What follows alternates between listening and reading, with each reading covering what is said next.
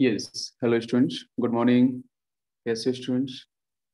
Yes, I hope आप लोग अच्छे हो गए। तो बच्चों, जैसा सीरीज अपनी चल रही है जिसमें जेई मेंस, ठीक है, as well as JEE advance, plus बच्चों NEET exam, as well as CET. तो ये तीनों हम लोग यहाँ पे कवर कर रहे हैं, तीनों सेक्शन, जिसमें स्टार्टिंग के 9 लेक्चर्स, साथ के 9 चैप्टर्स हो चुके हैं। आज का जो सेशन होगा ये बच्चों बेस्ड होगा आपके नोमेनक्लेचर पे। ठीक है, नोमेनक्लेचर में यहाँ पे आयोपेक सिस्टम पे हम ज़्यादा ध्यान देंगे, as well as common name and trivial name, as well as उसके साथ बच्चों हम बात करेंगे कि ड्राइव्ड नेम किस तरीके से अपन कर सकते हैं। टोटल नोमेनक्लेचर पे हम बात, नेमिंग सिस्टम पे बात करेंगे। ठीक है, कुछ स्पेशल क्वेश्चन। सेकंड अपन बात करेंगे आइसोमेरिज्म। आइसोमेरिज्म में क्वेश्चंस काफी ध्यान देंगे। और बच्चों जीओसी 1, जीओसी 1 कुछ क्वेश्चन जीओसी 1 के भी अपन ध्यान देंगे। तो आज का सेशन पूरी तरीके से ऑर्गेनिक केमिस्ट्री बेस्ड होगा और आपको सारी के सारी क्वेश्चंस का एक्सप्लेनेशन बहुत ही बढ़िया ढंग से देखने को मिलेगा। तो चलो बच्चों कंटिन्यू करते हैं। Question number first.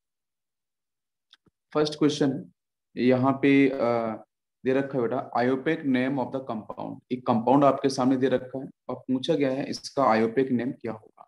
ठीक है, तो ध्यान देते हैं हम लोग। सबसे पहला काम क्या है बेटा, आयोपेक नेम के बारे में जब भी डिस्कशन किया जाएगा, है ना, तो हमेशा को हमें कुछ बातें ध्यान रखनी पड़ेंगी कि इसके कुछ रूल्स हैं, है ना, इसके कुछ लॉज हैं जो अपन ने ऑफलाइन सेशन में, ऑनलाइन सेशन में डिस्कस किए थे। तो सबसे पहला रूल आता है कि हमें एक लॉन्गेस्ट कंटिन्यूअस कार्बन चेन चाहिए। लॉन्गेस्ट कंटिन्यूअस कार्बन चेन चाहिए, लॉन्गेस्ट कंटिन्यूअस कार्बन चेन चाहिए, जिसके पास मैक्सिमम नंबर ऑफ क्या होने चाहिए बेटा, सब्स्टिट्यूएंट्स होने चाहिए। जिसके पास मैक्सिमम सब्स्टिट्यूएंट मतलब इथाइल, मिथाइल, प्रोपाइल या फिर लीस्ट पायर फंक्शनल ग्रुप। ठीक है, जैसे नाइट्रो ग्रुप आता है, क्लोरीन आती है, ब्रोमीन आता है ना। अच्छा, दूसरी बात बच्चों बात करते हैं, जैसे अमाइन भी उसी में आता है। नेक्स्ट बात सब्स्टिट्यूएंट्स, तो मैक्सिमम नंबर ऑफ सब्स्टिट्यूएंट होने चाहिए ऐसी चेन। दूसरे पर हम बात करते हैं कि उसके पास maximum number of functional group होने चाहिए, करेक्ट। और उसके साथ साथ उसके पास maximum number of multiple bond भी होने चाहिए। तो फंक्शनल ग्रुप तो आपको पता है, जो हाईएस्ट प्रायोरिटी फंक्शनल ग्रुप होते हैं हम उनके बारे में डिस्कशन कर रहे हैं। जैसे आपका सल्फोनिक है, ईस्टर है, एनाइड्राइड है, एमाइड है, क्लोराइड्स है, एसिड क्लोराइड। मल्टीपल बॉन्ड के बच्चों बात कर रहे हैं तो double bond as well as triple bond. ठीक है, तो ऐसी चेन जिसके पास मैक्सिमम नंबर ऑफ सब्स्टिट्यूएंट्स हो, maximum number of functional group हो, maximum number of multiple bonds हो, तो ऐसी चेन को हमें करना है यहाँ से सेलेक्ट। तो जो क्वेश्चन आपके सामने दे रखा है, आप इस बात को अब अगर समझ गए हो तो देखो सिलेक्शन बड़ा इजी होगा। आप ध्यान दो। तो देखो एक यहाँ पे एसिड लगा के दे रखा है, एक एसिड आपको यहाँ दिया कार्बोक्सिलिक या हाइड्रोक्सी दिया है, और यहाँ पे आपका ये कार्बोक्सिलिक। तो आप देख सकते हो, मैंने बोला था कि मैक्सिमम नंबर ऑफ आपके फंक्शनल ग्रुप होने चाहिए, सब्स्टिट्यूएंट होने चाहिए, और आपका मल्टीपल बॉन्ड होने चाहिए। तो मल्टीपल बॉन्ड तो बच्चों है नहीं, तो ये तो कैंसिल हो जाएगा। क्या फंक्शनल ग्रुप है? यस। क्या सब्स्टिट्यूएंट्स हैं? तो हाइड्रोक्सी ग्रुप दे रखा है, ठीक है, एक बार मान लेते हैं हाइड्रोक्सी लीस्ट प्रायोरिटी में आता है। बट ऐसे कंपाउंड्स की नेमिंग अपन दो तरीके से करते हैं। जब बच्चों एक से अधिक अगर आपके सिमिलर टाइप के ग्रुप आ जाते हैं, कार्बन कंटेनिंग फंक्शनल ग्रुप आ जाते हैं, तो उस केस में हम इनकी नेमिंग दो तरीके से करते हैं। कैसे कि अगर आपने कार्बन कंटेनिंग फंक्शनल कार्बन को अपने प्रिंसिपल चेन में काउंट कर लिया, तो इसका सफिक्स आपका बदल जाएगा। ठीक है, और इसके बाद बात करते हैं। तो लेकिन यहाँ पे हम नाम नेमिंग जो करेंगे, आपको ध्यान रखना है ऐसे कंपाउंड्स की नेमिंग आपको, जब भी अगर कैसे कभी क्वेश्चन आ जाता है, और बिल्कुल ऐसे क्वेश्चंस आते हैं बहुत ही क्लियर जहाँ पे कंफ्यूजिंग होता है कि सर चैन को काउंट करें ना करें, तो आयोपेक में आप काउंट नहीं करना है। ठीक है, तो इसकी नंबरिंग अपन देखो कहाँ से करेंगे, यहाँ से 1 2 एंड 3, या आप नीचे से भी कर सकते हैं, तो आपका 1 2 3 सिमिलर ग्रुप आपको लगे हुए मिलेंगे। ठीक है, तो अगर 1 नीचे देते हो तो कार्बोक्सिलिक मिल जाएगा, 1 ऊपर देते हो भी कार्बोक्सिलिक था, 2 तो बीच में ही पड़ेगा तो हाइड्रोक्सी कार्बोक्सिलिक बराबर मिलेगा। तो ये आपकी प्रिंसिपल चेन होगी। जरा चेक करते हैं, 1 2 3। 3 का मतलब हो गया आपका यहाँ से वर्ल्ड आउट हो जाएगा प्रोपेन। तो फर्स्ट में ठीक है प्रोपेन, लेकिन यहाँ पे 1 2 3 ट्राई कार्बोक्सी दिया है, तो ट्राई कार्बोक्सी नहीं हो सकता।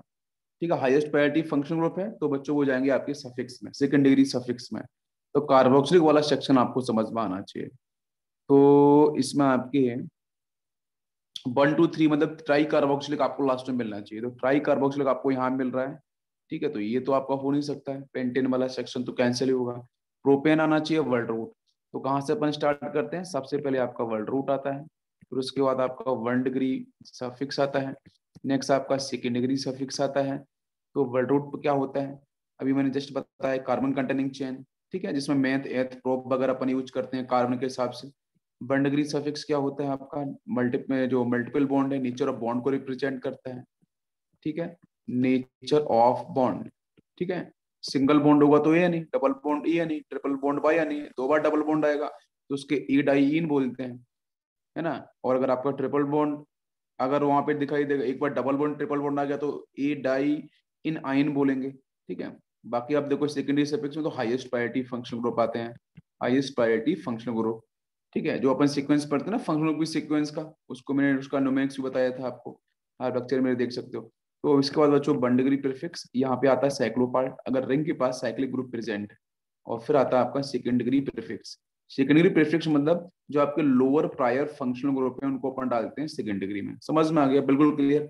हाईएस्ट प्रायोरिटी होगा तो कहाँ डालेंगे, 2nd डिग्री सफिक्स में, ठीक है, उसको एज ए सफिक्स यूज करेंगे। और 1 डिग्री सफिक्स क्या होता है, वहाँ पे नेचर ऑफ बॉन्ड के बारे में बात होती है। वर्ड तो आपको पता है, मैथ है, प्रोप ब्यूट पेंट हेक्स है ना, नंबर ऑफ कार्बन के बेस पे। 1 डिग्री प्रीफिक्स साइक्लिक अगर रिंग होगी तो वहाँ पे साइक्लो वर्ड यूज करेंगे। और 2 डिग्री प्रीफिक्स में किसको यूज करेंगे, लोअर प्रायर फंक्शनल ग्रुप या फिर आपके सब्स्टिट्यूएंट्स। ये पूरा रूल्स मैंने आपको समझा दिया।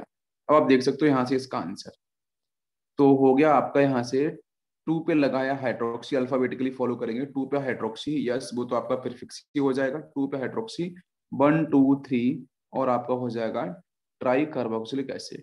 तो यहाँ पे आपका सही आंसर होगा 4। क्वेश्चन नंबर 2, रूल्स मैंने एक्सप्लेन किया, अभी आप कर सकते हो।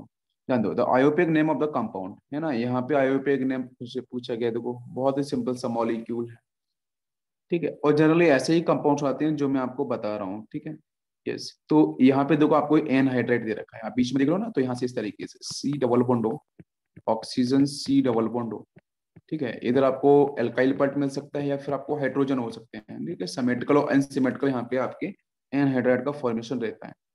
तो अभी पॉइंट है कि यहाँ पे जो एन हाइड्राइड बनेगा, तो सामने दे रखा है, इसमें एक कार्बन यहाँ है, एक कार्बन यहाँ पे इथाइल है, और इधर भी आपको इथाइल मिल रहा है, ठीक है ना। तो इसकी नेमिंग किस तरीके से करेंगे, तो देखो सिमेट्रिकल है। अब देखो दोनों साइड में यहाँ भी इथाइल मिल रहा है, इधर भी इथाइल मिल रहा है, आपको इथाइल मिल रहा है, और बीच में क्या मिल रहा है, सी डबल बॉन्ड हो, ऑक्सीजन सी डबल बॉन्ड हो। तो दिस इज सिमेट्रिकल एनहाइड्राइड। अगर सिमेट्रिकल एनहाइड्राइड है तो इसमें कार्बन कंटेनिंग जो आपका फंक्शन ग्रुप ऑब्वियसली आपका एनहाइड्राइड रहता है, तो इसमें कार्बन काउंट करना है हमें। तो ये 1 2 3, ठीक है, इधर से करेंगे तो 1 2 3। तो अब देखो दोनों साइड में अगर देखो आप, तो 1 2 3 1 2 3, ये सिमेट्रिकल है। तो अगर आप स्टार्टिंग में सिमेट्रिकल वर्ड यूज कर सकते हो प्रीफिक्स में, ठीक है, अगर डिफाइन करना है। अब वैसे तो सिमेट्रिकल नहीं लिखा होता, बस बाय डिफॉल्ट सिमेट्रिकल ही है, अगर वो एक यूज कर रहे हैं। तो इसमें 1 2 3, ये एसिड का एनहाइड्राइड होता है ना, तो लास्ट में ओइक एनहाइड्राइड आता है सफिक्स, तो ये हो जाएगा प्रोपनोइक एनहाइड्राइड। अगर आप चाहते हो तो इसके पहले आप सिमेट्रिकल वर्ड यूज कर सकते हो, तो वो भी करेक्ट है, मोर एक्यूरेट होगा, और कुछ भी नहीं, ठीक है। तो this is propanoic anhydride. Symmetrical word जोड़ते ही समझ में आना चाहिए कि सर दोनों साइड में आपको प्रोपनोइक ग्रुप ही लगा हुआ दिख रहा है। तो 1 2 3 इधर भी, उधर भी 1 2 3, it is propanoic anhydride. Next अपन बात करते हैं, स्पेलिंग इज वेरी इंपॉर्टेंट, ठीक है ना। फर्स्ट में देखो प्रोपनोइक एनहाइड्राइड दे रखा है, बट बहुत से बच्चे फर्स्ट ऑप्शन कर देंगे, बल गलत हो जाएगा। यहाँ पे देखो ये देखो गलती यहाँ पे है, प्रोपनोइक में PROPAN है ना, प्रोपनोइक, स्पेलिंग भी आपको ध्यान रखना। डाई प्रोपनोइक नहीं ले सकते हैं, ठीक है, सिमेट्रिकल वर्ड यूज करते हैं। इथॉक्सी प्रोपनोइक, ये गलत हो जाएगा, ये तो अल्कोक्सी, वो आपका वर्ड ईस्टर के अंदर चला जाएगा, तो ये तो हो नहीं सकता। क्वेश्चन नंबर थर्ड क्वेश्चन की बात करें हम लोग यहाँ पे, तो थर्ड में आयोपेक नेम फिर से है, और ये कार्बन कंटेनिंग बच्चों फिर से फंक्शनल ग्रुप दे रखे हैं ना, ये कार्बन है यहाँ पे और ये भी कार्बन है। अब आप ध्यान से सॉल्व करना कौन सा होगा। अभी जस्ट अपन ने फर्स्ट क्वेश्चन सॉल्व किया है। तो CN जो है ना साइनाइड, ये साइनाइड अगर जब एक से अधिक आते हैं इस तरीके से, तो उस केस में आपको ये बात जरूर ध्यान रखनी है कि वहां पे इसके लिए जो सफिक्स है अपन यूज करते हैं, this is the O nitrile.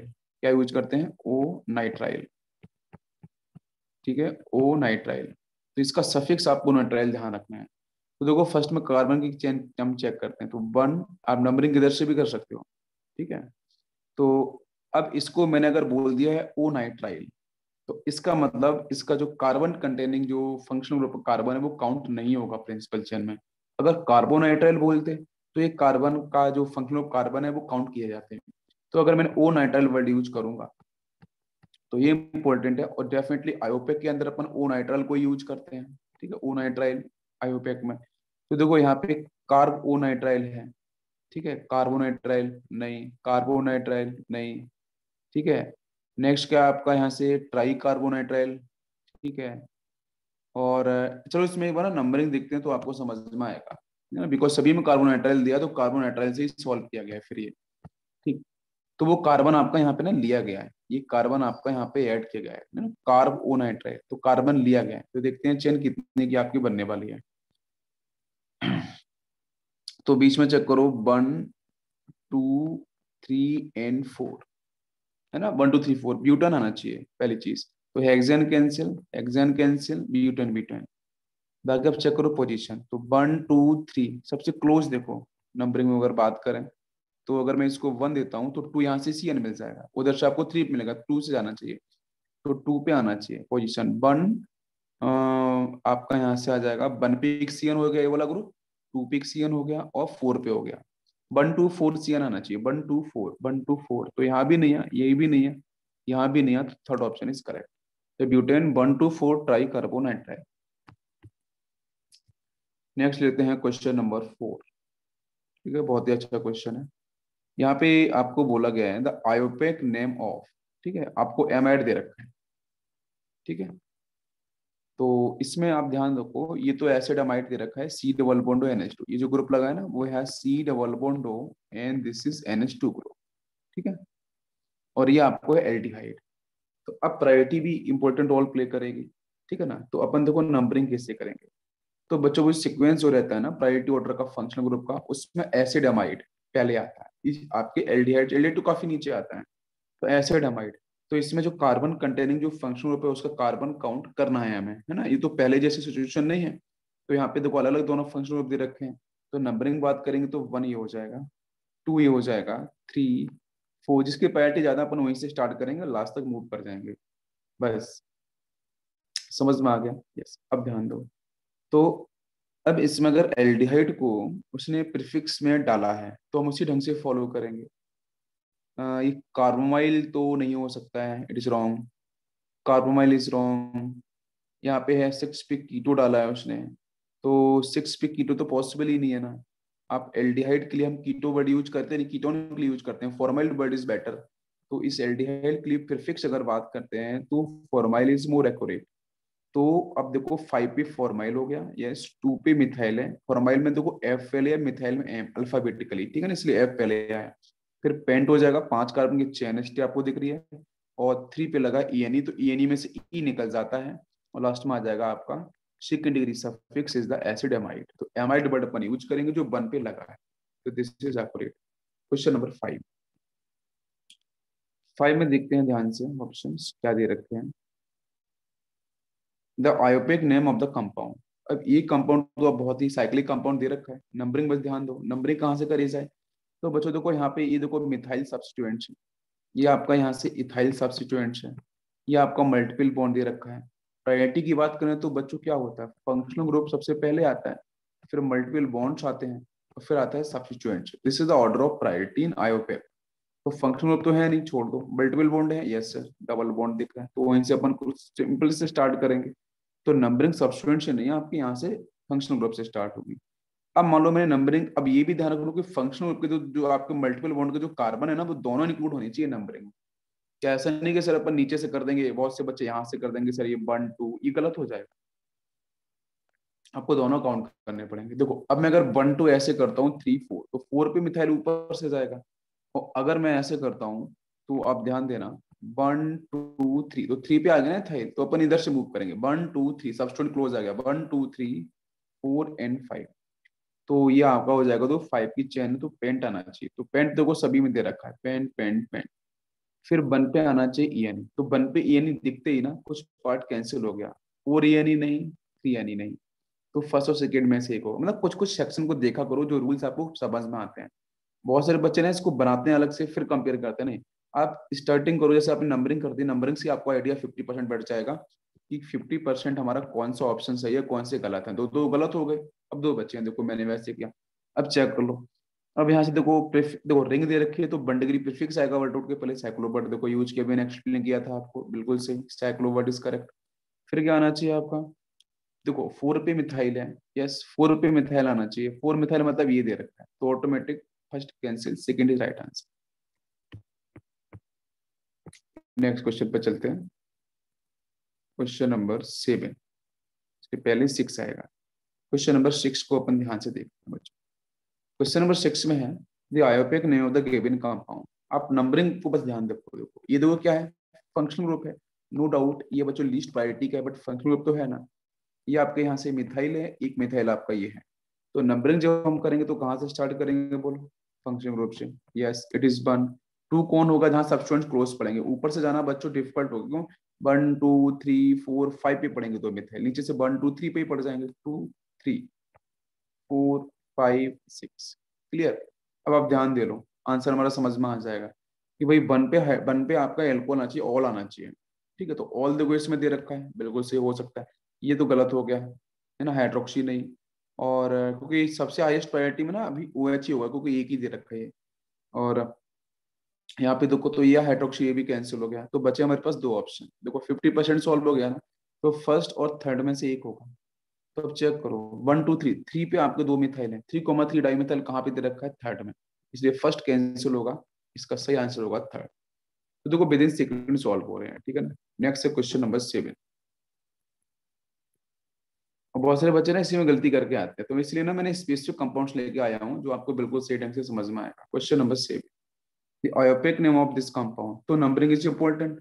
देखो ये तो सब्स्टिट्यूएंट होता है बेटा, ठीक है ना, दिस इज सब्स्टिट्यूएंट। और ये क्या होता है आपका, ऑब्वियसली मल्टीपल बॉन्ड है, तो मल्टीपल बॉन्ड की बच्चों प्रायोरिटी ज्यादा होती है सब्स्टिट्यूएंट से। अभी मैंने जस्ट बताया था, सबसे अधिक फंक्शनल ग्रुप, फिर मल्टीपल बॉन्ड, फिर आपका सब्स्टिट्यूएंट। तो आप देख लो यहाँ से, तो नंबरिंग अगर मैं करूँ तो नंबरिंग कहाँ से स्टार्ट होगी, तो नंबरिंग बच्चों डबल बॉन्ड से स्टार्ट होगी। और डबल बॉन्ड में पता है कि दोनों साइड के कार्बन काउंट होने चाहिए, तो ये 1 ये 2 ये 3। हम नीचे से घूम के नहीं जाएंगे, तो आपको CH3 काफी ज्यादा नंबर पड़ेगा। लीस्ट लोकेंट रूल भी ध्यान रखते हैं ना, लीस्ट लोकेंट नंबर अपन ने पढ़ा था, लीस्ट लोकेंट रूल ना, सबसे क्लोज वही। तो आप देख लो यहाँ से 3 पे मिथाइल दे रखा है, और कार्बन की चेन कितनी टोटल होगी, 1 2 3 4 5 6 की चेन है। हेक्सेन आना चाहिए, हेक्सो सभी में दिख रहा है, बट 1 पे ही यानी आना चाहिए, 1 पे ही यानी। ये तो हेक्सेन दे रखा है, गलत ही दे रखा है, फर्स्ट तो पूरी तरीके से गलत है, ठीक है। और ए यानी आना चाहिए 1 पे यानी, तो ये 2 पे यानी है गलत, 5 पे यानी है गलत। तो ये आपका होगा सेकंड और राइट आंसर, बिकॉज 1 3 पे क्या है आपका, मिथाइल दिख रहा है, यस 3 पे मिथाइल है, 3 methyl cyclohexene. Next question number 8। फिर भी कोई अगर आपको डाउट रहता है आप मुझे टेक्स्ट कर सकते हो, ठीक है। आप मुझे व्हाट्सअप कर सकते हो, ठीक है। मेरा ग्रुप भी है और मेरा कॉन्टेक्ट नंबर भी है 8273691707, ठीक है। इस पे आप मुझे व्हाट्सएप टेक्स्ट करो, आपको जो भी डाउट्स हो केमिस्ट्री में, किसी भी लेवल के डाउट्स हो आप मुझे टेक्स्ट करो, मैं आपको कॉल करके भी एक्सप्लेन कर सकता हूँ। नेक्स्ट बच्चों बात करते हैं क्वेश्चन नंबर 8। 8 में अपन बात करते हैं, तो ध्यान दो नंबरिंग पर। आप ना ऐसे कंपाउंड जब भी आ जाए ना, प्लीज इसको एक्सपांड कर दो बच्चों, ठीक है। इसको आप एक्सपांड कर दो तो आपको बहुत सही ढंग से समझ में आएगा। मैंने इसे एक्सपांड करने वाला हूँ, तो अब ध्यान दो, इस कार्बन से एक्सपांशन होगा यहाँ से लेके यहाँ तक। ये तो आपको नॉर्मल सब कुछ दिख रहा है, यस। तो ध्यान दो, CH3 CH CH3 CH double bond CH and OH, और यहाँ पे आपका CH3। अब ध्यान दो नंबरिंग की दृष्टि से एक्सपेंशन हो गया पूरा। यहाँ पे दो CH3 है ना, इस CH के साथ जुड़े हुए हैं, दो CH3 इस CH से जुड़े हैं, इसलिए अपन ने दो CH3 यहाँ पे लगा दिए इस CH के साथ। अब नंबरिंग बात करें तो हाईएस्ट प्रायोरिटी कहाँ पे है, अल्कोहल दिख रहा है OH, तो नंबरिंग कहाँ से होने वाली है, फंक्शनल ग्रुप की साइड से। तो आपका ये 1 हो जाएगा, ठीक है। ये 1 ऐसे भी बोलते हैं कि जहाँ पे फंक्शनल ग्रुप लगा नंबरिंग वहां से नहीं, उसके बगल से, तो इसको छोड़ नहीं सकते ना। 1 2 3 4 5 एंड 6 ऊपर या 6 नीचे दे दे तो अब देख लो, आपको प्रायोरिटी पता है कि सर सबसे ज्यादा फंक्शनल ग्रुप की प्रायोरिटी, फिर मल्टीपल बॉन्ड की प्रायोरिटी, फिर सब्स्टिट्यूएंट्स की प्रायोरिटी। चलो स्टार्ट कर, तो 1 2 3 4 6 6 मतलब हेक्स आना चाहिए, तो हेक्स सभी में दिख रहा है। और 5 मिथाइल आना चाहिए, तो 5 मिथाइल वाला आपको देखना चाहिए। 5 मिथाइल इसमें है, इसमें 5 मिथाइल ही नहीं है, तो मतलब ये तो गलत हो गया, 4 तो हमारा गलत ही हो गया। फिर देखो 1 2 3 4 5, 5 पे मिथाइल है, 3 पे ई देख लो, 3 पे ई इसमें है, इसमें है, और इसमें भी दे रखा है। अब ऑल विल डिसाइड, तो 2 पे ऑल आना चाहिए। 2 पे ऑल से पता चल गया कि हमारा सही आंसर कौन सा हो गया, फर्स्ट। 2 पे ऑल दे रखा है, यस। क्वेश्चन नंबर 9 की बात करते हैं हम लोग। क्वेश्चन नंबर 9 में है the IUPAC name of the following.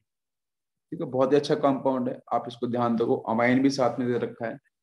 अब ऐसे क्वेश्चन को सॉल्व कैसे किया जाए, तो ध्यान दो आपका, दिस इज एमाइड। सबसे पहले ना, सबसे पहले आप चेक करो जो हाईएस्ट प्रायोरिटी वाला फंक्शनल ग्रुप है, हाईएस्ट प्रायोरिटी फंक्शनल ग्रुप, उसको पहले पहचानो आप कौन सा है। तो ये एमाइड दे रखा है, एमाइड ही होता है ना इस तरीके से, C double bond O N, इसके पास आप हाइड्रोजन जोड़ो या बाकी आप एल्काइल ग्रुप जोड़ सकते हो, है ना, बैलेंस ही खाली होगी, एक लोन पेयर होगा। तो एमाइड दे रखा है, सब कुछ यहीं से स्टार्ट होगा। अब एमाइड में इस साइड वाले जो सेक्शन है मिथाइल, ये तो हमें पता है कि सर ये सब्स्टिट्यूएंट्स होंगे, या फिर इसको अपन बोल सकते हैं साइड चेन। आप सब्स्टिट्यूएंट्स बोलो या साइड चेन बोलो बच्चों, एक ही बात है, ठीक है ना। अब इधर देखो, ये भी एक सब्स्टिट्यूएंट है बच्चों, रिंग दे रखा है। तो अब बताओ इसका नाम क्या होगा, बिल्कुल आपको समझ में अब आ गया होगा।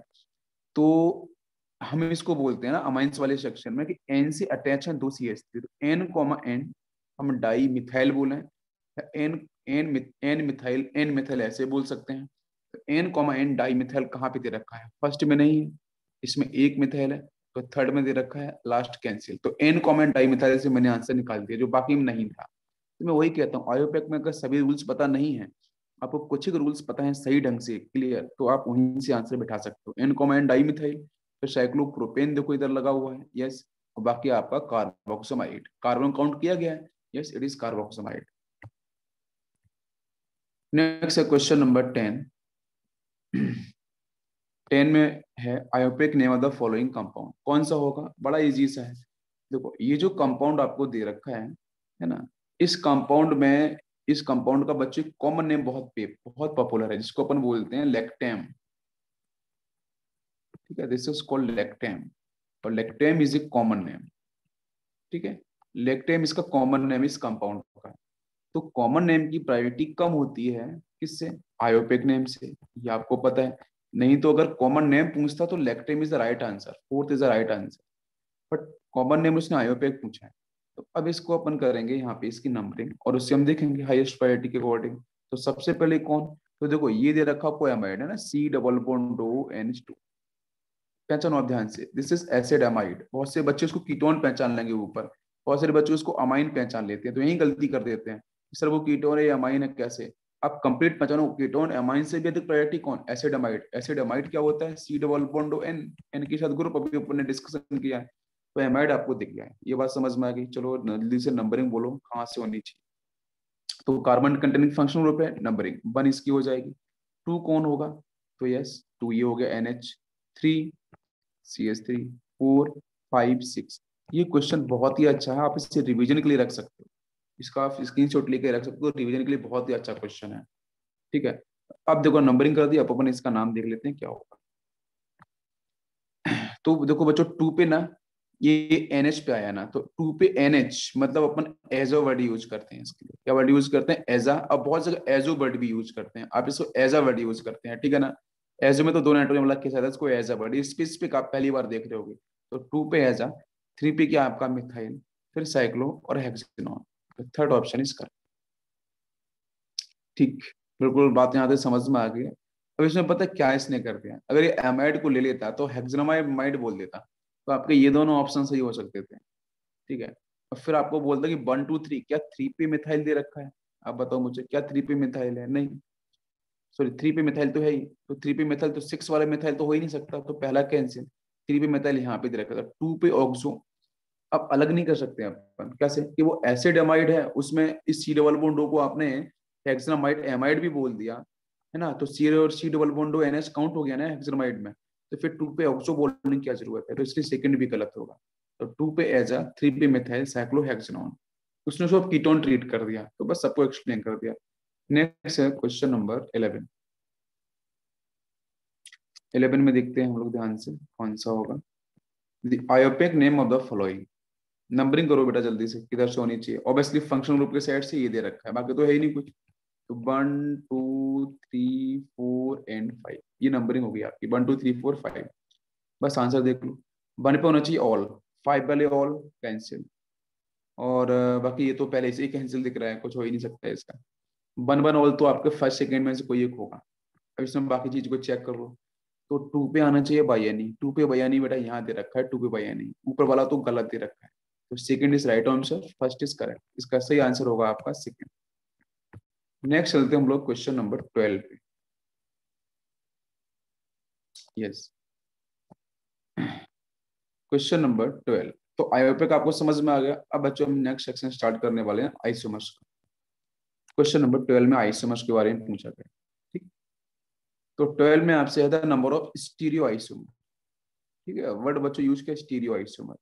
तो स्टीरियो आइसोमर्स में हमें चेक करना पड़ेगा स्टीरियो सेंटर। क्या चेक करना पड़ेगा? Stereo centre. अगर आपने नहीं भी पढ़ा है ना तो भी आपको यहाँ समझ में आएगा। जिन बच्चों ने आइसोमर जब नहीं पढ़ा है उसको यहाँ भी समझना है। स्टीरियो सेंटर का मतलब बच्चों क्या है? स्टीरियो आइसोमर का मतलब क्या, आपको स्टीरियो सेंटर प्रेजेंट होना चाहिए। अब स्टीरियो सेंटर यहाँ पे कितने हैं तो वो आपको ध्यान देना पड़ेगा। ठीक है, अब स्टीरियो सेंटर का मतलब आपका ये है कि बच्चों, ये स्टीरियो आइसोमर्स का मतलब बहुत से बच्चे नहीं समझ पाते हैं। इसका मतलब बच्चों ज्योमेट्रिकल आइसोमर के साथ साथ वो ऑप्टिकल आइसोमर के बारे में भी बात कर रहा है। स्टीरियो सेंटर का मतलब क्या, स्टीरियो आइसोमर जब पढ़ते हैं ना तो उसमें अपन ज्योमेट्रिकल भी पढ़ते हैं और इसमें अपन ऑप्टिकल आइसोमर भी पढ़ते हैं। तो ज्योमेट्रिकल प्लस ऑप्टिकल दोनों की बात कर रहे हैं। अब ध्यान दो, इसमें ज्योमेट्रिकल सेंटर कौन से होंगे और ऑप्टिकल सेंटर कौन कौन से होंगे, और ऑप्टिकल आइसोमर्स के लिए कार्य सेंटर चाहिए। ठीक है, या फिर अपन ने एक बात करी थी, अगर बच्चों कंटिन्यूस रिंग आ जाए या कंटिन्यूस डबल बॉन्ड आ जाए, तो दो इवन नंबर में अगर कंटिन्यूस डबल बॉन्ड आते हैं या इवन नंबर में कंटिन्यूस रिंग आती हैं तो उसमें ऑप्टिकल आइसोमर्स बनाने के चांस होते हैं, और वहीं पे आपको ऑप्टिकल जो आपको कार्य सेंटर बनवाना होता है ना। एक रिंग या एक अगर आपका डबल बॉन्ड आ जाए इवन नंबर में तो भी कार्य सेंटर उसको बन मानते हैं, बट ऐसा तो कुछ है नहीं। ऑड नंबर में आते हैं अगर आपके डबल बॉन्ड या फिर आपका रिंग आते हैं तो उस केस में हम ज्योमेट्रिकल आइसोमर्स को चेक करते हैं। तो देखो ये ज्योमेट्रिकल ये तो हो नहीं सकता, क्यों? क्योंकि यहाँ पे दो हाइड्रोजन सेम आ जाएंगे, तो ये तो कोई चांस है नहीं, है ना। डिफरेंट ग्रुप होने चाहिए। अब यहाँ देखो यहाँ डिफरेंट ग्रुप हैं, तो ये तो ये आपकी ज्योमेट्रिकल आइसोमर्स के लिए रिस्पॉन्सिबल है सिस्टम। और अगर इसे आप एक्सपांड करोगे तो दुख क्या मिलेगा? यहाँ से मिलेगा कार्बन, इसके पास एक हाइड्रोजन, ऊपर हाइड्रोक्सी होगा, इधर CH3 और एक बड़ा सा ग्रुप इधर पूरा लगा है। ये पूरा बड़ा सा ग्रुप आपका मतलब ये ग्रुप लगा है, ध्यान दो, ये पूरा ग्रुप। तो एक कार्य सेंटर ये, तो एक कार्य सेंटर ये हो गया, ये आपके तो मैं टिक कर देता हूँ, ये क्रॉस हो जाएगा। तो ये आपको रिप्रेजेंट करेगा ज्योमेट्रिकल आइसोमर्स के लिए, और ये कार्य सेंटर ये रिप्रेजेंट करेगा आपके ऑप्टिकल आइसोमर्स के लिए। तो इसमें टोटल आपके जो स्टीरियो सेंटर्स कितने हो गए हैं? 2, है ना। 2 स्टीरियो सेंटर्स आपको देखने को मिल गए हैं। अगर 2 स्टीरियो सेंटर्स हैं, one is chiral carbon, second is double bond for geometrical isomers. तो इसके लिए आपको पता है कि मॉलिक्यूल्स कैसे अनसिमेट्रिकल, अगर आप बीच में एक प्लेनो सिमेट्री डालते हो तो मॉलिक्यूल्स दोनों साइड सिमिलर नहीं मिल रहा है। अगर सेम मिले, ओवरलैप कर जाए तो ओवरलैप भी नहीं कर रहा है। आप मेरी बात को समझ पा रहे हो? तो मॉलिक्यूल ओवरलैप नहीं कर रहे हैं। अगर पूरा ढक लेगा तो इसको अपन क्या बोलते हैं कि भाई मॉलिक्यूल कैसा हो गया आपका? सिमेट्रिकल हो गया, सिमेट्री प्रेजेंट है, तो आइसोमर्स के चांसेस ही नहीं है। मॉलिक्यूल कैसा है? Unsymmetrical. If molecule is unsymmetrical तो फॉर्मूला क्या होता है टोटल स्टीरियो आइसोमर्स का? तो टोटल स्टीरियो आइसोमर्स निकालते हैं 2 की पावर n। तो n हमने निकाला वो 2 आया था, 2 की पावर 2 कर देंगे तो आंसर हो जाएगा आपका कितना? 4। तो 4 is right answer. Next question number 13 में आपसे यहाँ पे डिस्कस किया है, ये प्रॉपर्टीज मैंने क्लासरूम में डिस्कस करी थी। Which of the following is correct set of physical properties of the geometrical isomers? जो आपके जीआई हैं ज्योमेट्रिकल आइसोमर्स, इनकी जो फिजिकल प्रॉपर्टीज होगी, है ना, उसके ऊपर क्वेश्चन यहाँ पूछा गया है। तो देखो डाइपोल मोमेंट का नीचे सीक्वेंस दे रखा है, बॉइलिंग पॉइंट के बारे में पता होना चाहिए, मेल्टिंग पॉइंट एंड स्टेबिलिटी। तो देखो मैं आपको सब एक्सप्लेन करता हूँ। सबसे पहले आप देखो फर्स्ट मॉलिक्यूल, इसमें डाइपोल मोमेंट को ऑब्जर्व करते हैं। तो देखो बेटा ये कार्बन कैसा है? sp3 हाइब्रिडाइज्ड है। ये कार्बन कैसा है? sp2 हाइब्रिडाइज्ड है। तो अगर sp2 हाइब्रिडाइज्ड है तो इसकी इलेक्ट्रोनेगेटिविटी ज्यादा होगी, जिसकी वजह से इलेक्ट्रॉन्स कहाँ से कहाँ मूव करेंगे? इलेक्ट्रॉन्स मूव करेंगे फ्रॉम sp3 टू sp3 से sp2 की तरफ। तो यहाँ पे डाइपोल जो होगा ना उसका साइन ऐसे आएगा, vector. Dipole is a vector quantity, dipole movement जो बात कर रहे हैं। अच्छा यहाँ पे कार्बन और क्लोरीन है तो देखो यहाँ पे मूवमेंट इस तरफ से होगा, ठीक है। तो ओवरऑल जो आपका डाइपोल का जो आपको यहाँ पे जो वेक्टर का एरो दिख रहा है वो सेम साइड में आ रहा है। इसका मतलब यहाँ पे फर्स्ट मॉलिक्यूल में जो अपन ऑब्जर्व करेंगे तो जो म्यू ऑब्जर्व आएगा, ठीक है, वो दोनों एडिशन हो जाएगा, मतलब म्यू 1 प्लस म्यू 2 आपको देखने को मिलेगा। ठीक है, तो डाइपोल मोमेंट क्या हो गया बच्चों, मैक्सिमम। अगर दोनों एक साइड में जा रहे हैं तो dipole moment in first case, in this case dipole moment will be maximum, है ना, डायरेक्शन शेप हो गया, एडिशन हो जाएगा, तो डाइपोल मोमेंट यहाँ पे मैक्सिमम हो गया। ठीक है, अगर डाइपोल मोमेंट मैक्सिमम है तो इसका मतलब यहाँ पे पोलैरिटी भी ज्यादा होगी, तो मतलब इसका जो पोलराइजेशन है वो भी क्या होगा, ज्यादा होगा, ज्यादा पोलैरिटी मिलेगी। अगर ज्यादा पोलैरिटी मिलेगी तो इसका मतलब इसका जो बॉइलिंग पॉइंट होगा वो भी क्या होगा, काफी ज्यादा होगा। ठीक है, आयनिक फैक्टर की वजह से, ये बात समझ में आ गई। ठीक है, और दूसरी चीज ये आपको बिल्कुल ट्रांस दिख रहा है, फर्स्ट ना ट्रांस, क्यों, क्योंकि दोनों हाइड्रोजन अपोजिट साइड में है, similar group in opposite side 180 degree पे दिख रहे हैं, आप देख लो यहाँ से एच और एच 180 डिग्री पे है, तो ट्रांस। यहाँ पे एच और एच क्या है, सेम साइड में, तो 90 डिग्री एंगल मिल जाता है, इसको अपन बोलते हैं सिस फॉर्म। ठीक है, तो ट्रांस अपन ने ऑब्जर्व किया। दूसरी बात, ट्रांस की जो बच्चों पैकिंग एफिशिएंसी होती है, जो पैकिंग होती है वो काफी ज्यादा होती है। जैसे अपन ने क्लास में बात करते ना कि भाई ट्रांस में क्या है, ट्रांस अपन चेयर फॉर्म से समझते हैं, है ना, ट्रांसफॉर्म चेयर, और सिर्फ बच्चों बोट फॉर्म से। तो जब आप बहुत सारे ऐसे स्ट्रक्चर लेके आओगे ट्रांस के, तो जब चेयर के ऊपर चेयर रखते हैं तो आप बहुत सारे चेयर्स को रख सकते हैं कंटिन्यूअस। लेकिन अगर मैं सिस फॉर्म की बात करूं तो इसमें आप नेक्स्ट जो लाओगे ना इससे छोटा होना चाहिए, नेक्स्ट इससे छोटा होना चाहिए। तो आप देखो ज्यादा पैकिंग कहाँ पे मिल सकेगी, ट्रांस में, बिकॉज बहुत सारी सिमिलर टाइप की चेयर यहाँ पे आप रख सकते हो। तो पैकिंग जो होती है वो ट्रांस की अधिक होती है as compare to cis. Clear. तो मेल्टिंग पॉइंट भी क्या होगा, ट्रांस का अधिक होगा। और दूसरी चीज हम बहुत बार ये भी ध्यान देते हैं, तो चलो यहाँ से आंसर बन जाएगा आपको फटाफट से। तो बताओ मुझे कौन सा आंसर होना चाहिए। ठीक है, फर्स्ट ये मान लेते हैं, सेकंड ये, तो फर्स्ट वाले का डाइपोल मोमेंट ऑब्वियसली अधिक है। ठीक है, सेम साइड में, तो देखो ये कैंसिल हो गया, ये कैंसिल हो गया, तो हमारे ये दोनों आंसर तो पूरे कैंसिल ही कर दो आप। सेकेंड फोर्थ कैंसिल, अब आओ सिर्फ फर्स्ट और थर्ड पे। ठीक है, फर्स्ट का देखा, सेकंड से बिल्कुल सही। बॉलिंग पॉइंट चेक करो, बॉलिंग पॉइंट का भी ऑर्डर सही दे रखा है, 1 का देखे सेकंड से, ये भी करेक्ट, ये भी करेक्ट। फिर चलते हैं अपन नेक्स्ट मेल्टिंग पॉइंट। तो मेल्टिंग पॉइंट का ऑर्डर बच्चों फर्स्ट का अधिक होगा, किससे, सेकंड से, तो ये तो गलत दे रखा है। लास्ट में क्या है, स्टेबिलिटी फर्स्ट के देखे सेकंड से, ये बात भी क्लियर है कि जब भी बच्चों हम लोग ना स्टेबिलिटी की बात करते हैं, आप ध्यान दो, stability is inversely proportional to steric hindrance, है ना यहाँ पे। तो जब ये दोनों ग्रुप अगर यहाँ पे ये सेम साइड में जा रहे हैं तो बच्चों इनकी वॉन्डरबॉल रेडियस में ओवरलैप, तो यहाँ पे हिंड्रेंस ज्यादा आएगा। ये बड़े बड़े ग्रुप अपोजिट साइड में, एच का कोई इफेक्ट, एच बहुत ही छोटा साइज का होता है, देखो रिपल्सन यहाँ पे नहीं बैठेगा, यहाँ पे रिपल्सन बड़ी आसानी से होने वाला है। तो रिपल्सन कहाँ पे, जहाँ पे स्टेरिक हिंड्रेंस ज्यादा, मतलब रिपल्सन ज्यादा होगा, वहाँ पे स्टेबिलिटी कम होगी। जहाँ पे रिपल्सन ही नहीं है, फर्स्ट में रिपल्सन नहीं तो स्टेबिलिटी ज्यादा, तो हमारा कौन सा ऑप्शन सही होगा, option third will be correct. तो आपको देखो एक क्वेश्चन मैंने सारी कंप्लीट इन्फॉर्मेशन आपको दे दी। नेक्स्ट यू लो क्वेश्चन नंबर 14। 14 में है कि ई आइसोमर से है, जेड आइसोमर से है, बोथ ई जेड है, कैसा है। तो देखो ई और जेड, एंटीजन और जूशामन, ये अपने डिस्कस किए थे, ठीक है, तो बस उसी पे ध्यान देना। सिमिलर ग्रुप अगर बच्चों सेम साइड में होते हैं, जेड, जेड मतलब क्या होता है, जूशामन, जेड बोलते हैं जूशा मतलब टुगेदरनेस। ठीक है, टुगेदरनेस मतलब साथ साथ। तो अगर हाईएस्ट, यहाँ पे हम जो बात करते हैं सिप रूल की, इजेट निकालने के लिए सिप रूल फॉलो करते हैं, कान इनगोल्ड ट्रलॉक सिस्टम, जहाँ पे प्रायोरिटी आती है on the basis of atomic number, then atomic mass, then expansion.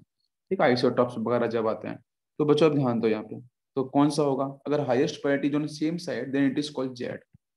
अगर हाईएस्ट प्रायोरिटी जो same side, it is called Z. तो देखते हैं, तो क्लोरीन ब्रोमीन में पहले एटॉमिक नंबर चेक करो, तो किसका एटॉमिक नंबर ज्यादा होगा, तो एटॉमिक नंबर आपका ब्रोमीन नीचे आता है, इसका ज्यादा, तो ये हो गया आपका हाईएस्ट प्रायोरिटी। CH3 और Cl में चेक करो तो कार्बन अटैच होगा यहाँ पे क्लोरीन, इस क्लोरीन का एटॉमिक नंबर क्या होगा आपका, ज्यादा होगा, ये हाईएस्ट प्रायोरिटी हो जाएगा। तो दोनों हाईएस्ट प्रायोरिटी सेम साइड, तो it is called Z isomer, तो Z is the right answer. Question number 15, what is the relationship between the structure shown below. ये देखो अभी मैंने जस्ट सारे एक्सप्लेनेशन किए हैं, ठीक है, आपको ऑफलाइन सेशन में, what is the relationship between structures shown below, अभी स्ट्रक्चर दे रखे हैं, इसमें क्या रिलेशन होगा। तो इसका ना आप नंबरिंग, इसका आप इससे रूल को फॉलो कर लो और उसके बाद आप यहाँ से इसका आंसर निकाल सकते हो। ठीक है, RS कॉन्फ़िगरेशन से निकाल सकते हो, कोई दिक्कत नहीं। तो देखो हाईएस्ट प्रायोरिटी किसकी होगी, जिसका टर्न नंबर ज्यादा, ब्रोमीन। ये 1, ये 2, ये 3, ये 4। ठीक है, तो देखो रोटेशन कहाँ से होगा, 1 से 2, 2 से 3, 1 से 2 ये जाएगा। ठीक है, तो ये हो गया आपका यहाँ पे anti clockwise. Anti clockwise, anti clockwise का मतलब answer will be S, but least priority बच्चों हॉरिजॉन्टल लाइन पे है तो आंसर पलटा जाएगा। तो एस आंसर ना होके R is the answer. Second का चेक करो, यहाँ पे क्या होगा, अगर नंबरिंग करें तो हाईएस्ट आपका ये ब्रोमीन 1, देन 2, देन 3, देन 4, और रोटेशन बेटा 1 से 2, 2 से 3। ठीक है, ये कैसा है, क्लॉकवाइज है, this is clockwise. If it is clockwise तो आंसर विल बी आर। दोनों बच्चों आर और आर निकल के आ रहे हैं, दोनों का मॉलिक्यूलर फॉर्मूला भी सेम आएगा बिकॉज सारे ग्रुप सेम है। तो definitely these compounds are identical compounds. तो आपको आंसर टिक करना पड़ेगा 4, आइडेंटिकल कंपाउंड। बिल्कुल समझ में आएगा बिकॉज सेम कॉन्फ़िगरेशन आ गया है बेटा। सेम कॉन्फ़िगरेशन मैंने क्लास में पढ़ा है ना कि आर का रिलेशन आर के साथ अगर मॉलिक्यूलर फॉर्मूला सेम है तो डेफिनेटली उनको क्या बोलते हैं, आइडेंटिकल कंपाउंड। एस के सामने S, molecular formula same, also identical compound. तो आइडेंटिकल कंपाउंड, तो बच्चे यहाँ पे गलती कर देते हैं। इनके भी पेयर्स अपन लिखेंगे, एंटियोमर्स में क्या करते हैं अपन, उल्टा कर देते हैं। डायस्टियोमर में 3-3 को मैच कराते हैं, 3 आर या 3 एस मैच करना चाहिए। आगे चलते हैं, क्वेश्चन नंबर 16। इसमें फिर से पूछा है कि नंबर ऑफ स्टीरियो सेंटर्स कितने होंगे। तो बच्चों स्टीरियो सेंटर पहचानने के लिए हम ज्योमेट्रिकल प्लस ऑप्टिकल चेक करते हैं। तो आप पहचानो यहाँ पे कार्यल सेंटर, तो ये देखो एक कार्यल सेंटर ये हो गया। यस, हम दोनों पहचानते हैं इसमें, ज्योमेट्रिकल आइसोमर सेंटर प्लस, देखो ज्योमेट्रिकल आइसोमर्स के लिए हम किसको चेक करते हैं, स्टीरियो सेंटर चेक करते हैं। अगर आपको पता होगा तो स्टीरियोजेनिक सेंटर हमने बोला था वहां पे। प्लस ऑप्टिकल आइसोमर्स के लिए अपन क्या चेक करते हैं, कायरल सेंटर चेक करते हैं। बस वही ध्यान देना। तो यस, तो एक तो आपका ये हो गया है। ठीक है, तो एक तो ये हो गया कायरल सेंटर, ये आपका हो जाएगा, टू डिफरेंट ग्रुप है, ये हो जाएगा आपके ज्योमेट्रिकल आइसोमर्स के लिए, ये भी होगा ज्योमेट्रिकल आइसोमर्स के लिए। टोटल कितने होंगे, 1 2 3, 3 is the right answer. Simple solve. Next बात करते हैं क्वेश्चन नंबर 17। 17 में आपसे पूछा है कि यहाँ पे how many sterical isomers, 2D 2 dimensional की बात कर रहा है, C8H16। इसकी ना मैंने एक इजी ट्रिक क्लास में डिस्कस करी थी। ठीक है, इजी ट्रिक के बेस पे आप कर सकते हो अगर आपको याद है, नहीं तो फिर आपको बनाना पड़ेगा। लेकिन याद रखना कि उसके पास 6 मेंबर्ड रिंग होनी चाहिए। तो 6 मेंबर्ड रिंग आपको ना ड्रॉ करके मैं बताता हूँ। C6 C8H8 आपको दे रखा है 16, तो आपको एल्कीन दे रखा है ना, मॉलिक्यूलर फॉर्मूला क्या हो जाएगा इसका, CnH2n। बस, तो ड्रॉ करते हैं, 6 मेंबर्ड रिंग आनी चाहिए बराबर 7। तो फर्स्ट मॉलिक्यूल ड्रॉ करते हैं, 6 मेंबर्ड रिंग ये हो गया, इसके ऊपर लगा दिया हमने एक इथाइल, 8 हो जाएगा। यस, सेकेंड पॉसिबिलिटी की बात करें, 6 मेंबर्ड रिंग 2 मिथाइल लगा दिए। थर्ड पॉसिबिलिटी की बात करें तो पोजीशन बदलेंगे हम लोग। ठीक है, 1 मिथाइल 2 मिथाइल, ये हो गया आपकी ऑर्थो पोजीशन। 3 हो गया ना, फोर्थ। फोर्थ को अपन बात करेंगे तो ये पैरा आपकी मेटा पोजीशन। फिफ्थ की बात करेंगे तो एक यहाँ पे, एक यहाँ पे। ठीक है ना, एक ये पोजीशन होगी। टोटल कितने, और कुछ बन ही नहीं सकता, तो 1 2 3 4 5, 1 2 3 4 5। तो डेफिनेटली आंसर विल बी 5। हम इस क्वेश्चन की बात कर रहे थे, answer will B 5। 5 is the right answer. Question number 18 पे आते हैं हम लोग। क्वेश्चन नंबर 18 बच्चों पूछा गया है कि the following compounds can show. ठीक है, इसमें जो कंपाउंड्स दे रखे हैं वो क्या शो कर रहे हैं, ज्योमेट्रिकल ऑप्टिकल क्या है। तो आप ध्यान दो ऐसे कंपाउंड्स में। क्वेश्चन नंबर 18 में ये ज्योमेट्रिकल शो गए, तो ज्योमेट्रिकल तो कोई यहाँ से कैंसिल आउट, क्यों, 2 CH3 सेम नहीं हो सकते, ज्योमेट्रिकल में नहीं आए। दूसरा ऑप्टिकल बचा है सिर्फ। तो देखो इस कार्बन को पकड़ो, यहाँ पे हाइड्रोजन है, एसिड है, CH3 बड़ा ग्रुप है, तो एसिड इज कायरल सेंटर। ये मिल गया आपको कायरल सेंटर, मतलब ऑप्टिकल आइसोमरिज्म सिर्फ शो करेगा, तो answer will be optical isomer. Next question number 19। Consider the following organic compound.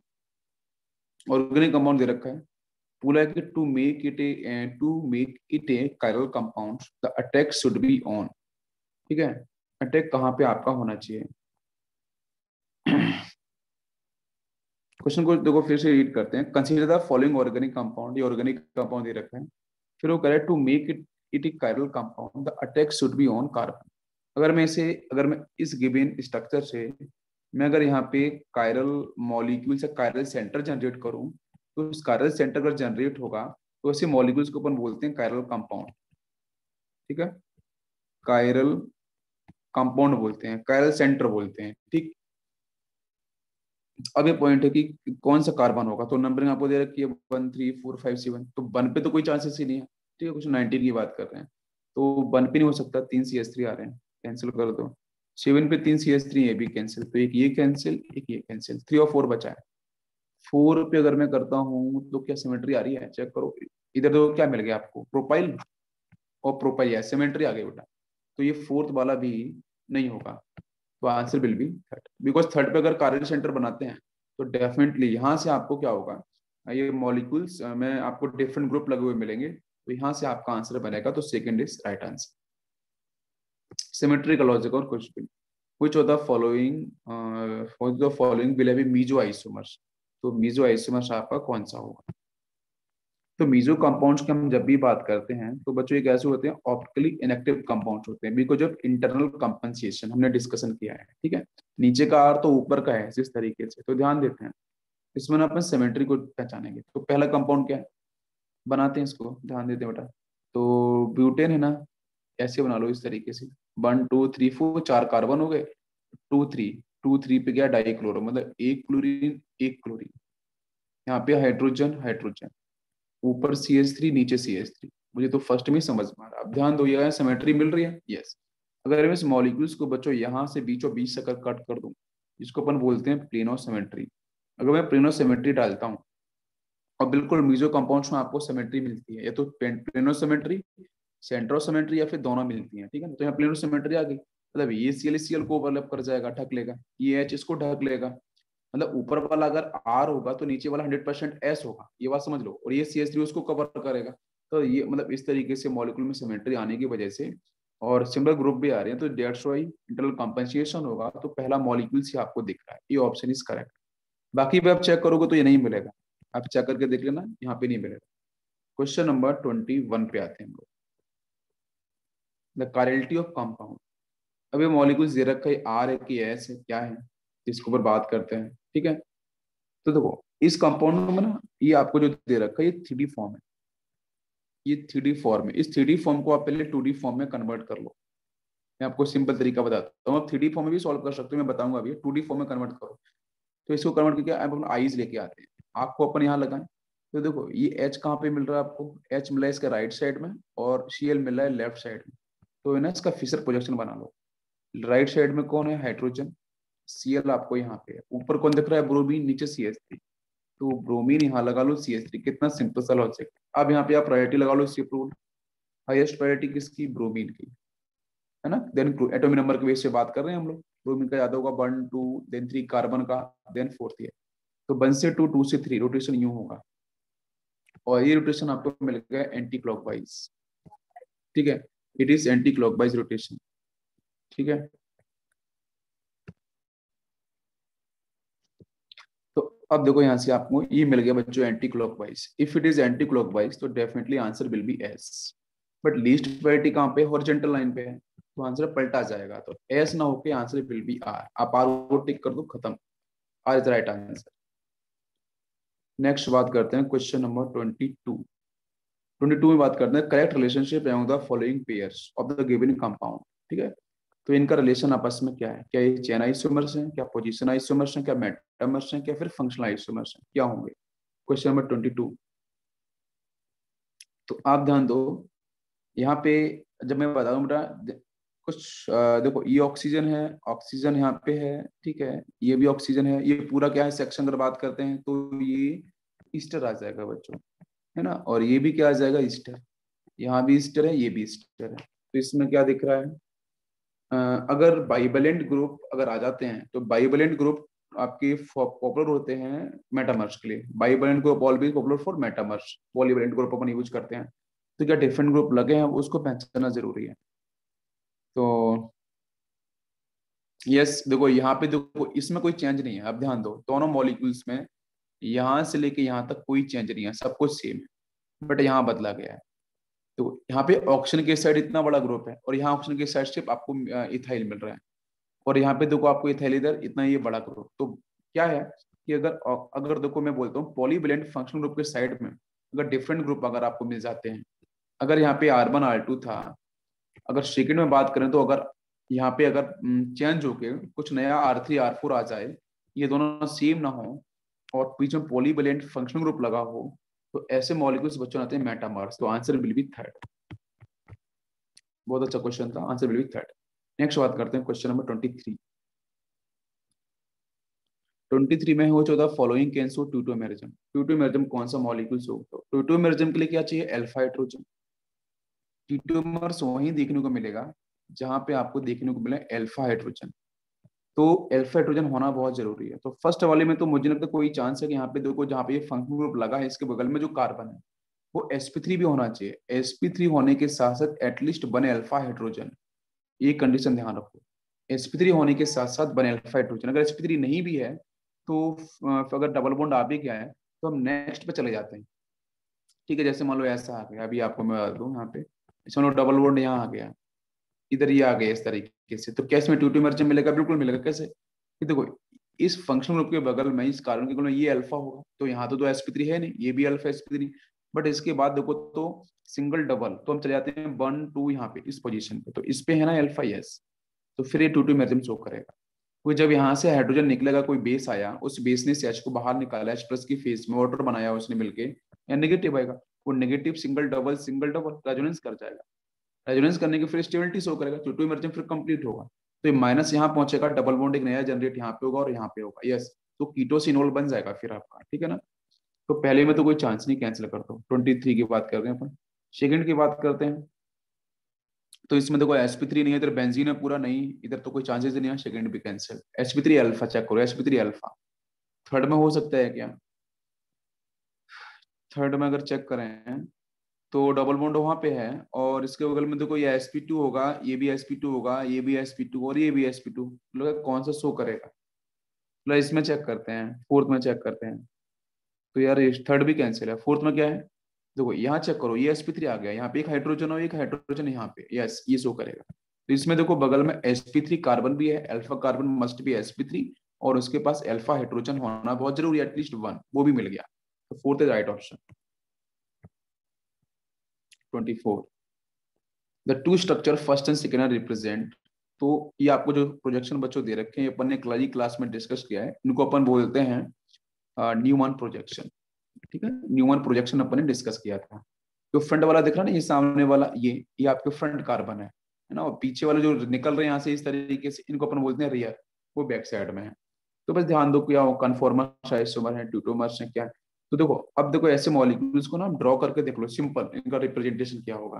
तो 24 में अगर मैं फर्स्ट को ड्रॉ करूं तो बच्चों कुछ यूं आएगा, CH3 कार्बन, ऊपर CH3, नीचे CH3, साइड में CH3। देखो एक CH3, दो CH3, तीन CH3, तो यही है। इसके पीछे का कार्बन, एक फ्रंट वाला कार्बन, फ्रंट वाला कार्बन। अब उस पर देखो, तो यहीं पे बनाना है आपको। तो क्या करें, देखो CH3, एक CH3 ये मान लिया, एक CH3 ये मान लिया, ठीक है ना। और एक CH3 अपन ने ये ले लिया, तीन CH3 तो ये कंफर्म होगा जो लगे हुए हैं साइड में, जो पीछे से निकल रहे हैं। और क्या इसमें दिख रहा है? एक ये कार्बन ये आपका हो गया है बैक साइड का मान लो, और एक जो दिख रहा है कार्बन फ्रंट पे, ये इसके पास तीन लगे हाइड्रोजन, तो वो ये हो गया। बस सिंपल सा, कुछ ऐसा करना ही नहीं है। समझ में आ गया? अच्छा सेकंड वाला बना के देखते हैं कैसा बनेगा। सेकंड में देखो तो एक CH3, दो CH3, तीन CH3, ठीक है, फिर एक CH2 होगा और पीछे एक CH होगा। तो इस हिसाब से बनाएंगे अपन। एक CH3, यहाँ पे एक CH आना चाहिए, उसके पास एक CH3 लगा होगा, एक CH2 है, एक CH3 है। ये बन गया आपका स्ट्रक्चर। अगर आप पहचान लो दोनों को, फर्स्ट सेकंड में से कौन सा है, दोनों का रिलेशन कौन सा है। तो ये कन्फॉर्मर आइसोमर्स तो है क्या, देखते हैं एक बार। नहीं, क्यों नहीं है? क्योंकि यहाँ पे तीन CH3 है फर्स्ट में, तो सेकंड में भी तीन CH3 आपके बैक साइड में होने चाहिए थे, तो दो ही CH3 है बैक साइड में, तो कन्फॉर्मर कैंसिल हो गया। ट्यूटोमर्स होगा क्या? ट्यूटोमर्स की कोई चांसेस नहीं, ये भी कैंसिल। कॉन्स्टिट्यूशनल आइसोमर होगा क्या? यस। क्यों? क्योंकि देखो मॉलिक्यूलर फॉर्मूला सेम है, पोजीशन बस बदली है। ये 1 2 पे लगा है CH3, यहाँ पे चेक करो तो 1 2 CH3, और आपका यहाँ पे इथाइल लगा है, यहाँ पे सिर्फ मेथाइल। तो कॉन्स्टिट्यूशनल आइसोमर मिल जाएगा आइडेंटिकल, तो कैंसिल। तो इसका आंसर होगा आपका थर्ड। तो ऐसे भी ट्रिकी क्वेश्चन आ जाते हैं जिसको आप अगर पेशेंस रखोगे तो बिल्कुल आपके सॉल्व हो जाएंगे। Question number 25, false statement about the following compound is. False statement कौन सा है? क्वेश्चन नंबर 25 की बात करते हैं। तो it is having two stereo centre. क्या टू स्टीरियो सेंटर है इसके पास? तो देखते हैं हम लोग। देखो, एक तो ये स्टीरियो सेंटर, थोड़ा सा मैं इसे जूम करता हूँ, आपको समझ में आएगा। अब देखो क्लियर होगा। इसमें स्टीरियो सेंटर देखो, एक तो ये हो जाएगा, है ना, ये कार्बन जो दिख रहा है, चेंज कर देता हूँ, यस। एक तो ये स्टीरियो सेंटर हो गया, ठीक है, यस। दोनों ग्रुप डिफरेंट आ गए, बिल्कुल सही स्टीरियो सेंटर। दूसरा स्टीरियो सेंटर क्या होगा? तो एक ये हो जाएगा स्टीरियो सेंटर, इस साइड का कार्बन भी है ना, तो दूसरा स्टीरियो सेंटर आपका ये हो गया। टू स्टीरियो सेंटर हो गए, अच्छा। और दो तो कंफर्म हो गए हैं, और तीसरा दो ही है, नहीं नहीं, एक ये भी लगा है, देखो मिथाइल बच्चों यहाँ लगा है ना, यहाँ पे एक हाइड्रोजन होगा, तो देखो दो ग्रुप ये डिफरेंट। अब ये भी क्या दो ग्रुप डिफरेंट होगा, तो नंबरिंग करके देख लो। अगर मैं इधर से जाऊंगा तो नंबरिंग देखो, 1 2 3 4 5 पे मिला पूरा, बार करो। यहाँ पे जाएंगे, अगर मैं इधर से जा रहा हूँ इस साइड से, तो ये मिलेगा 1 2 3 पे, नंबरिंग बिल डिफरेंट। इधर से गया तो 5वें नंबर पे मिला, इधर से गया तो बच्चों थर्ड पे मिला, तो दोनों डिफरेंट पोजीशन आ गए ना, यस। तो ये भी कायरल सेंटर होगा, तो आंसर विल बी 3। 3 मिलेंगे स्टीरियो सेंटर, मतलब पहला आंसर, पहला गलत स्टेटमेंट। बिल्कुल समझ में आ गया होगा, परफेक्ट एकदम, यस। नेक्स्ट देखो, बात करते हैं। अब आप सोचो, ये भी सोच रहे हो कि सर यहाँ पे दो क्यों आपने बताई थी इस डबल वर्ड वाले केस में। तो ध्यान दो बच्चों, एक तो आपकी सिस और ट्रांस की कहानी होती है, एक ई और जेड की भी कहानी होती है, ठीक है ना। इसलिए अपन ने वहां पे क्या बोले हैं, दो बोले। इट हैज कन्फ्यूजन है, डबल बॉन्ड इज ई। क्या डबल बॉन्ड पे इसका ई कन्फ्यूजन होगा? तो देखते हैं अपन हाईएस्ट प्रायोरिटी के बेस पे बच्चों। तो हाईएस्ट प्रायोरिटी कहती है कि ई का मतलब अपोजिट है, एंटीजन अपोजिट साइड होना चाहिए। तो यहाँ पे दो, इन दोनों में से प्रायोरिटी किसकी अधिक होगी? तो सी एन की। क्यों? क्योंकि कार्बन में ट्रिपल बॉन्ड नाइट्रोजन आएगा। अगर इसको मैं एक्सपेंड करते हैं तो बच्चों एक कार्बन आ गया, अब तीन इससे जुड़े होंगे नाइट्रोजन। उल्टा देखेंगे तो उस कार्बन से दो नाइट्रोजन, तीन होने चाहिए नाइट्रोजन, तो दो इधर हो गए, एक सामने जुड़ गया था, एक और एक दो, एक्सपेंशन पूरा होगा। तो पहले कार्बन आया, फिर तीन नाइट्रोजन आ जाएंगे एक साथ। तो हाईएस्ट प्रायोरिटी कौन होगी इसकी? तो C N is H P, और ये हो जाएगा आपका एल पी। अब वो साइड आपके एच पी आने चाहिए, है ना। बिल्कुल। अब यहाँ पे आ जाओ, इस कार्बन पे चेक करो। तो इसमें देखो, ये कार्बन से कार्बन सेम, इस कार्बन से कार्बन सेम, बट यहाँ पे एक एक्स्ट्रा सी एच थ्री आ गया, तो ये आपका पहुंच गया हाईएस्ट प्रायोरिटी में वाला सेक्शन, और ये सेक्शन पहुंचेगा एलपी में, जिसकी वजह से highest priority in opposite side, opposite side, तो आंसर विल बी ई। तो मतलब ये भी स्टेटमेंट, ये स्टेटमेंट सही है, इट इज करेक्ट स्टेटमेंट। उसने फॉल्स पूछा है ना, तो पहला फॉल्स हो गया, वही आपका होना चाहिए फर्स्ट ऑप्शन, सिंगल चॉइस है तो। चेक करते हैं फिर भी, इट शोज ऑप्टिकल आइसोमेरिज्म। तो ऑप्टिकल आइसोमेरिज्म शो करेगा, यस, यहाँ से शो कर देगा ऑप्टिकल आइसोमर्स, ठीक। कायरल सेंट्रिस और ज्योमेट्रिकल आइसोमर यहाँ से मिल जाएगा, ये सब सही स्टेटमेंट है ना, करेक्ट है। उसने फॉल्स पूछा था ना, तो A is the right answer. Next बात करते हैं क्वेश्चन नंबर 26। 26 में जो बात करी गई है, ध्यान देते हैं हम लोग। 26 में the molecular formula of diphenyl methane. Diphenyl methane का मॉलिक्यूलर फॉर्मूला ये दे रखा है। मॉलिक्यूलर फॉर्मूला स्ट्रक्चर भी, how many structures isomer possible when one of the hydrogen is replaced by A chlorine atom. तो क्लोरीन एटम से अगर मैं replace करता हूँ तो कितने यहाँ से आपके पॉसिबल हो सकते हैं, ठीक है ना, उसके बारे में बात करी गई है। देखते हैं हम लोग। और इसमें ये बोला है, वो जो पॉसिबल बोला है, डिस्टिंक्ट नहीं बोला। एक क्वेश्चन और आता है इसमें, डिस्टिंक्ट वाला आता है, लेकिन यहाँ पे मुझे पॉसिबल, टोटल कितने बन सकते हैं। अगर पॉसिबल, अगर डिस्टिंक्ट पूछता ना, तो अपन इसमें देखते हैं कि ये वाला पॉइंट, ये वाला, ये पॉइंट, ये सब सिमेट्रिकल हो जाते हैं, ठीक है।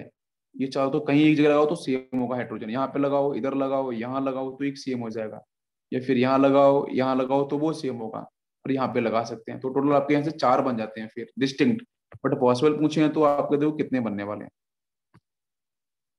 ला के देखते हैं अपन लोग यहाँ पे क्लोरीन को, है ना, हाइड्रोजन को रिप्लेस करते हुए। तो एक बार तो देखो, दो फिनाइल में यहाँ बनाता हूँ। फिनाइल जो बीच वाला है ना CH2, उसको भी हटा दो, हाइड्रोजन Cl लगा दो, तो एक ये बन सकता है पॉसिबिलिटी में। दूसरी पॉसिबिलिटी क्या है कि एक फिनाइल यहाँ पे है, यहाँ पे CH2 रखो, और इस फिनाइल के साथ एक Cl लगा दो, है ना, ऑर्थो पोजीशन पे, फिर एक पैरा पोजीशन पे, फिर एक मेटा पोजीशन पे। समझ में आ रहा है? अच्छा, तो इसमें टोटल पॉसिबिलिटी की बात करें तो देखो, एक बार यहाँ लगा दिया, ये वन हो गया। टू मतलब आप यहाँ लगाओ, यहाँ लगाओ, है ना, इधर लगाओ, इधर लगाओ, तो एक पॉसिबिलिटी देखो यहाँ से हो जाएगी, तो 1 और 2 3 है ना, 3 यहाँ से हो गया, 4 ये हो गया, 5 6, ठीक है ना। हम क्लोरीन को रिप्लेस कर रहे हैं, टोटल स्ट्रक्चर की बात करेंगे कितने बनेंगे। तो इसमें तो आपको डिस्टिंक्ट की बात करेंगे, डिस्टिंक्ट भी आपके वही बन रहे हैं, बिकॉज फिर अगर आप यहाँ लगाते हो तो फिर वो वही सेम बन जाएंगे स्ट्रक्चर्स, है ना। तो देखते हैं एक बार, 1 2 3 4 5 6, ठीक है, 6 की ही पॉसिबिलिटी वैसे देखिए टोटल की। तो एक यहाँ से सिंगल हाइड्रोजन लगाना है, 1 2 3 4 5 6, वो तो रिपीटेशन हो जाएगा इन दोनों का यहाँ भी, तो टोटल 4 आना चाहिए, आंसर विल बी सेकंड, वो is the right answer, second answer is correct. Next बात करते हैं हम लोग, क्वेश्चन नंबर 27। 27 में है कि the following compound can show geometrical isomers कहाँ मिलेगा। तो ज्योमेट्रिकल आइसोमर्स के लिए आपको क्या देखना है, स्टीरियोजेनिक सेंटर, ठीक है। फर्स्ट में नहीं मिलने वाला, 2 क्लोरीन सेम यहाँ पे, 2 CH3 साथ में कैंसिल, 2 इथाइल से साथ में कैंसिल, यहाँ पे दोनों मिथाइल, तो ये कैंसिल होगा, बट यहाँ से बनेगा रिंग की वजह, साइक्लोएल्केन की वजह से। तो साइक्लोएल्केन में क्या दिख रहा है, आप ध्यान दो, एक CH3 हाइड्रोजन, CH3 हाइड्रोजन, एक बार CH3 सेम साइड में दोनों, तो सिस बन गया, CH3 अपोजिट, तो आपका ट्रांस बन गया। तो यहाँ से ज्योमेट्रिकल बनेगा, तो इसका सही आंसर होगा 4। नेक्स्ट है क्वेश्चन नंबर 28। 28 में है, in the above compound C2 is rotated clockwise 120 degree about C2 and C3। C2 और C2 है वो फ्रंट वाला है, C2 है फ्रंट कार्बन है, C3 है बैक कार्बन, रियर कार्बन है। उसको घुमाया अपन ने 120 डिग्री, मैंने कल ही डिस्कस किया है, 60 डिग्री की आप ना 2 रोटेशन करा के देख लो, ठीक। रिजल्टेंट कन्फर्मर्स कौन सा होगा। तो जब मैं देखो 120 घुमाऊंगा C2 और C3 के अलावा, तो यहाँ से देखो क्या मिलने वाला है, मैं आपको बता देता हूँ एक बार। देखो ये दे रखा ना फॉर्म, अब इस फेज में मैंने फ्रंट वाले को कांस्टेंट रखा, पीछे वाले को घुमाया, या पीछे वाले को फिक्स रखो, इसको मैंने घुमाया फ्रंट वाले को मान लो।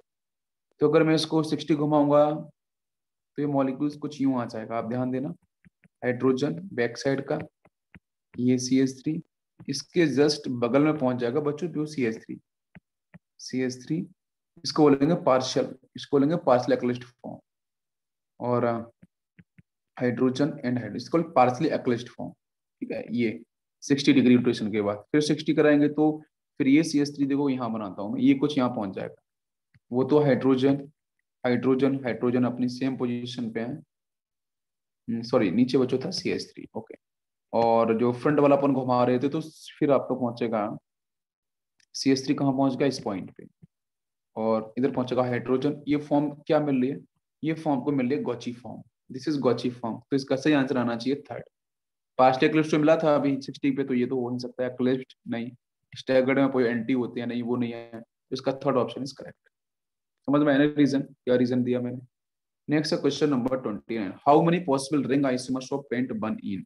पेंट वन इन के रिंग आइसोमर्स कितने बनेंगे। तो C5H10 आपको पता है मॉलिक्यूलर फॉर्मूला, C5H हमने क्लासरूम में डिस्कस किया, same same molecules, C5H10।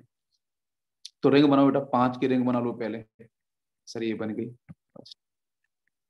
Second, एक ये बन जाएगा 4 की रिंग और मिथाइल। थर्ड क्या बनेगा, 3 की रिंग और इस पे इथाइल लगा लो। फोर्थ बन जाएगा कि इसके ऊपर 2 मिथाइल लगा दिया। 5 बन जाएगा कि भाई 3 की रिंग ये हो गई, और इस पे एक मिथाइल यहाँ लगा लो, एक मिथाइल यहाँ, बस ये तो रिपीटेशन हो जाएगा। तो 1 2 3 4 5, तो आंसर आना चाहिए आपका इसका 5। क्वेश्चन नंबर 30 में total a cyclic optically active isomers of C3H2D2, D2 deuterium, ठीक है। तो इससे आपसे पूछा कि total a cyclic optically active compound हमारे कितने बन सकते हैं। तो ऐसे कंपाउंड्स को आपने ड्रॉ करके देखो तो आपको समझ में आए। देखते हैं, तो बच्चों तो ये बन गया C3 है ना, यस, 3 कार्बन लगा लिए, 2 हाइड्रोजन 2 ड्यूटेरियम, मतलब बीच में डबल बॉन्ड आने वाला। इधर आप लगा लो हाइड्रोजन, और पूछे ना टोटल एक्टिव पूछा है, एक्टिव का मतलब फिर आपके सेम यूनिट डिफरेंट लगाते हैं, यहाँ पे लगाते हैं अपन ड्यूटेरियम, यहाँ लगाते हैं हाइड्रोजन, इधर लगाते हैं ड्यूटेरियम, ठीक है ना। ये